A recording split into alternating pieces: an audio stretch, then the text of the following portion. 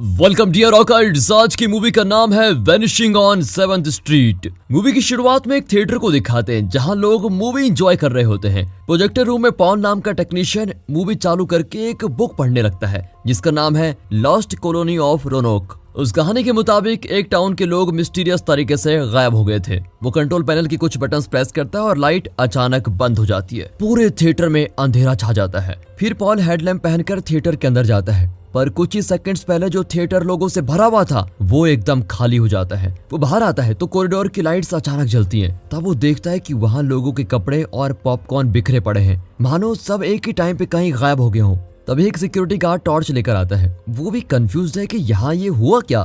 दोनों मिलकर बाकी स्टाफ को ढूंढते हैं। एक कोने में किसी का शैडो देखकर सिक्योरिटी वहाँ चेक करने जाता है, पर बीच में ही टॉर्च बंद हो जाती है। पॉल उसे ढूंढता है लेकिन सिक्योरिटी गार्ड भी गायब और फर्श पर उसका यूनिफॉर्म पड़ा होता है। फिर एक हॉस्पिटल को दिखाते हैं जहां रोजमेरी नाम की नर्स बहुत परेशान दिखती है। थिएटर में जैसे सब लोग गायब हो गए थे वैसे ही हॉस्पिटल के सभी लोग गायब हो गए हैं। हर तरफ अंधेरा और वो अकेली होती है। वो टॉर्च लेकर ऑपरेशन थिएटर में जाती है जहां बेड पर एक पेशेंट पड़ा हुआ है। लगता है ऑपरेशन के बीच में ही डॉक्टर्स कहीं गायब हो गए। एकाएक लाइट्स ऑफ होती हैं और बेड से पेशेंट भी गायब। अब रोजमेरी घबराकर अपने बेटे मैनी को ढूंढती है। अगले दिन ल्यूक नाम के टीवी रिपोर्टर को दिखाते हैं। उसकी गर्लफ्रेंड कल रात घर नहीं लौटी थी। ल्यूक ने कैंडल्स जला के रखी हुई थी, शायद इसी वजह से वो बच गया। पावर कट हो चुकी है और उसके फोन में भी चार्ज नहीं है। वो ड्रेसअप होकर बाहर जाता है तो जगह जगह पर कार्स खड़ी दिखती हैं और हर तरफ लोगों के कपड़े पड़े हुए हैं। वो चौंक कर बिल्कुल यहाँ वहाँ देखता है, तभी एक फ्लाइट क्रैश हो जाती है। वो घबराकर ऑफिस जाता है और वहाँ भी यही हाल होता है। उसे एक धुंधला सा शैडो फॉलो कर रहा होता है लेकिन ल्यूक उसे नोटिस नहीं कर पाता। यहाँ भी पावर कट है और फोन भी काम नहीं कर रहे हैं। वो अपनी और अपनी गर्लफ्रेंड की फोटो देख रहा होता है कि अचानक बाहर एक शैडो को नोटिस करता है और जैसे ही ल्यूक वहाँ से बाहर जाता है तो हम देखते हैं कि उस फोटो को अंधेरा निकल गया। थिएटर में हुए पहले हादसे के 72 घंटों के बाद ल्यूक सड़क पर एक कार को स्टार्ट करने की कोशिश करता रहता है। बाहर एक आदमी उससे मदद मांगता है क्योंकि उसका लाइटर काम नहीं कर रहा होता है, पर ल्यूक तो दरवाजा ही नहीं खोलता और उस आदमी को शैडो निकल जाती है। उसके कपड़े जमीन पर गिर जाते हैं। ये देखकर ल्यूक दूसरी कार ढूंढने लगता है और जल्दी जल्दी काम करने लग जाता है। एक छोटी लड़की टॉर्च लिए उसको देख रही होती है पर ल्यूक उसको नहीं देखता। तभी ल्यूक एक कार को देखता है जिसकी हेडलाइट ऑन है लेकिन वो भी स्टार्ट नहीं होती। पर कुछ ही दूर पर उसको एक पब दिखता है जहाँ सारी लाइट्स ऑन है। वो जल्दी से अंदर जाता है लेकिन वहाँ भी फर्श पर लोगों के कपड़े गिरे पड़े होते हैं। खुद को शांत करने के लिए ल्यूक थोड़ी शराब पीता है। वो बेसमेंट में जाकर देखता है कि वहाँ एक जनरेटर है जो पूरी बिल्डिंग को पावर सप्लाई कर रहा है, लेकिन उसका भी फ्यूल खत्म होने वाला है। अचानक वहाँ 12 साल का एक लड़का जिसका नाम जेम्स है वो राइफल लेकर आता है। वो ल्यूक को टॉर्च नीचे डालने को कहता है और उसे ऊपर लेके जाता है। ल्यूक कहता है कि तुम मुझसे डरो मत, मैं तुम्हें कुछ नहीं करूंगा। तब जाकर जेम्स अपनी राइफल नीचे करता है और बताता है कि मैं इस पब के ओनर का बेटा हूँ।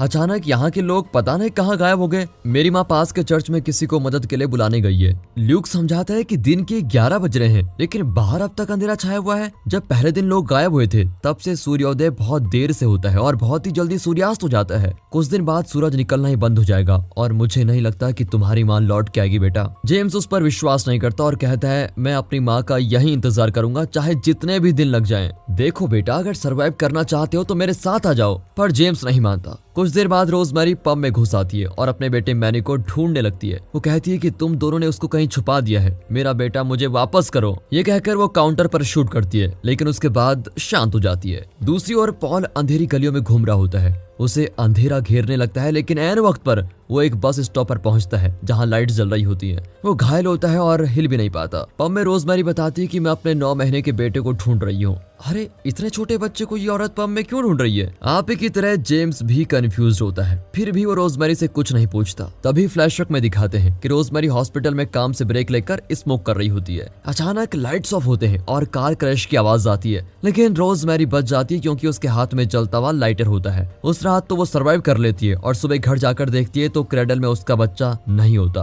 प्रेजेंट में रोजमेरी अपने बैग से कुछ ग्लो स्टिक्स निकालती है। इन्हीं की मदद से वो सरवाइव कर रही है। तब बाहर कोई जोर से चिल्लाता है।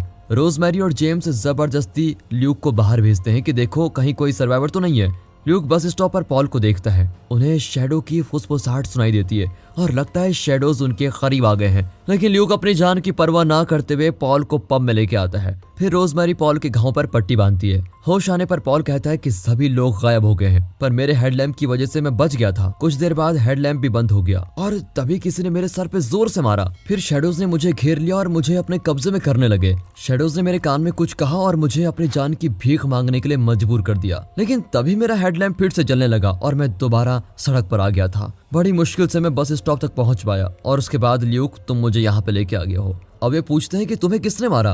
पॉल कहता है कि उसका कोई शरीर या चेहरा नहीं था, वो सिर्फ एक शैडो थी। अब रोजमेरी कहती है कि भगवान ने हमें यही छोड़ दिया है क्योंकि वो हमें पनिश करना चाहते हैं। पर ल्यूक के अनुसार भगवान नाम की कोई चीज ही नहीं होती। तभी लाइट्स टिमटिमाने लगती है और वे जनरेटर को चेक करने जाते हैं। पॉल ल्यूक को The Lost Colony of Roanoke book के बारे में बता देता है। वो एक्सप्लेन करता है कि 1587 में रोनोक नाम के एक आइलैंड के सारे लोग रातों रात गायब हो गए। बाहरी दुनिया को तो इस बारे में तभी पता चला जब आइलैंड को चीजें सप्लाई करने वाला बोट वहां पहुंचा। बोट के वर्कर्स ने देखा कि पूरे आइलैंड में एक भी इंसान नहीं है। वहां का दृश्य देखकर उन्हें लगा कि हर कोई अपनी जगह से गायब था और उनके कपड़े वहीं के वहीं पड़े हुए थे। उनकी चीजें, मवेशी वगैरह वैसे की वैसे ही थे। लेकिन आइलैंड के लोग एक मेटल फेंस पर कोरोटोन करके एक शब्द लिख कर गए थे। अब उस शब्द का क्या अर्थ है ये आज तक किसी को पता नहीं चला। अब पॉल बड़ा ही फ्रस्ट्रेट होकर जनरेटर पर लात मारता है और खुद घायल हो जाता है। तभी ल्यूक उसके लिए आइस लेने जाता है तो उसे अपने ऑफिस में बिताए हुए आखिरी दिन याद आ जाता है।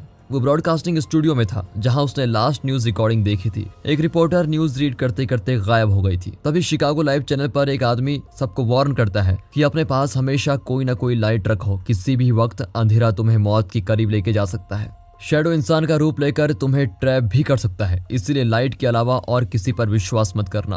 अब प्रेजेंट में ल्यूक कहता है कि अगर हम किसी तरह शिकागो पहुंच जाएं तो दूसरे सर्वाइवर से मिल सकते हैं और डिसाइड कर सकते हैं कि आगे क्या करना चाहिए। मुझे एक ट्रक का पता है जो हमारे काम आ सकता है। पब का जनरेटर किसी भी वक्त बंद हो सकता है, इसलिए इसकी मदद से हमें जल्दी से जल्दी ट्रक को इग्नाइट करना चाहिए, तभी हम यहाँ से जा पाएंगे। ल्यूक और रोजमेरी ट्रक लेने जाते हैं और जेम्स पॉल की देखभाल के लिए वहीं पर रुक जाता है। फिर रोजमेरी और ल्यूक ट्रक को पब की ओर धक्का देते हैं। यहाँ पॉल जेम्स से कई सवाल पूछने लगता है पर वो धीरे धीरे बेहोश हो रहा होता है। जेम्स उसके लिए एक सॉन्ग प्ले करता है ताकि वो बेहोश न हो। वो इमेजिन करता है कि उसके पापा का बार लोगों से भरा हुआ है और वो इस कल्पना को एंजॉय करता है। पर जब पॉल पानी मांगता है तब जेम्स सपने से बाहर आता है और फिर उसके लिए पानी लेने जाता है। अब जेम्स जैसे ही सिंक के पास जाता है तो लाइट्स बंद हो जाती है। यहाँ ल्यूक रोजमेरी को अपनी एक्स वाइफ अना के बारे में बताता है जो शिकागो में है। तभी वही छोटी लड़की दिखती है जिसने ल्यूक को पहले भी देखा था। वे लड़की के पास जाना चाहते हैं तो वो टॉर्च लेकर भाग जाती है। अब ल्यूक उसके पीछे भागता है। शैडो उसको घेरने लगता है लेकिन ऐन वक्त पर गाड़ी का हेडलाइट उसको बचा लेता है।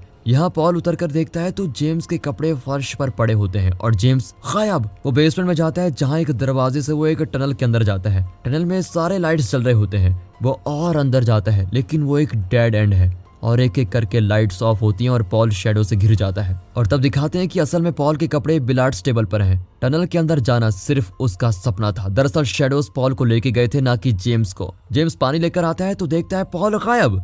वहाँ ल्यूक और रोजमेरी दोनों के टॉर्च में बैटरी खत्म हो रही होती है। अब ल्यूक फ्यूल को इग्नाइट करके लाइट जलाना चाहता है लेकिन उनके पास लाइटर ही नहीं है। दोनों पास के एक हॉस्पिटल में जाते हैं। वहाँ ल्यूक एक लकड़ी पर कपड़ा बांधकर उसे जलाने की कोशिश करता है। इसी बीच रोजमेरी रबिंग अल्कोहल ढूंढती है जिससे वे फ्यूल की तरह यूज कर सकते हैं। लेकिन रास्ते में वो एक बच्चे की रोने की आवाज को सुनते हैं। स्ट्रीट लाइट के नीचे एक बच्चे का स्ट्रॉलर दिखता है। पास जाने पर पता चलता है कि स्ट्रॉलर खाली है, लेकिन इतने में शैडोज रोजमेरी को लेके जाते हैं। अब बेचारा ल्यूक अकेला है और किसी तरह ट्रक को पब तक पहुंचाना चाहता है। ल्यूक और जेम्स जल्दी से ट्रक में चढ़ जाते हैं। बैकअप जनरेटर की मदद से ल्यूक इंजन को स्टार्ट करता है और दोनों आखिर शिकागो की ओर निकल जाते हैं। लेकिन रास्ते में एक चर्च के आगे उनका एक्सीडेंट हो जाता है। अब जेम्स चर्च में अपनी माँ को ढूंढना चाहता है लेकिन ल्यूक उसको बहुत वार्न करता है कि बाहर मत जाओ, लेकिन जेम्स नहीं मानता और चर्च के अंदर भाग ही जाता है। तभी रोड साइन पर कॉटन शब्द देखकर ल्यूक बिल्कुल चौंक जाते हैं कि ये शब्द यहाँ कैसे आया। उस बुक में इसी शब्द को मेंशन किया गया था। वो तुरंत जेम्स को लेने जाता है। शैडोज तेजी से जेम्स को घेर रहे होते हैं लेकिन लास्ट सेकंड में ल्यूक उसको बचा लेता है। पर जेम्स अब भी ल्यूक के साथ निकलना नहीं चाहता। वो कहता है कि उसने अपनी माँ की आवाज सुनी थी, पर वो ये नहीं जानता कि ये भी शैडो का एक ट्रैप है। तभी अचानक कार की हेडलाइट ऑफ हो जाती है और ल्यूक गायब। अब जेम्स इकलौता सर्वाइवर बचा हुआ है। वो चर्च के अंदर जलती हुए कैंडल्स के बीच बैठा हुआ है, लेकिन कैंडल्स एक एक करके बुझ रहे होते हैं। अगली सुबह सूरज उगता है तो जेम्स वहीं का वहीं होता है। वो खुद भी हैरान है कि वो गायब क्यों नहीं हुआ। तभी वही छोटी लड़की उसके पास आती है और अपना नाम ब्रियाना बताती है। वो जेम्स को अपना सोलर फ्लैशलाइट दिखाती है और कहती है, इसी की वजह से मैं अभी तक सरवाइव कर पाई हूँ और तुम्हें भी बचा पाई। कुछ देर बाद दोनों बाहर आकर देखते हैं तो सड़क के बीचों बीच घोड़ा खड़ा होता है। दोनों घोड़े पर बैठकर अपना सफर शुरू करते हैं। उम्मीद है कि दोनों किसी सेफ जगह पहुंच जाएंगे। बहुत ही जल्दी सूरज ढलने लगता है और हम देखते हैं कि ल्यूक, रोजमेरी और पॉल के शैडोज दोनों बच्चों के साथ हैं और उन्हें प्रोटेक्ट कर रहे हैं। ब्रियाना और जेम्स के लंबे सफर की शुरुआत के साथ ही ये मूवी यहाँ पर खत्म होती है। दोस्तों, इस मूवी का कोई कंक्लूजन नहीं है। आप देना चाहते हो तो स्वागत है, कमेंट से बता दीजिएगा। मिलते हैं अगली वीडियो में, तब तक के लिए गुड बाय, अपना ख्याल रखिए and finally thanks for watching.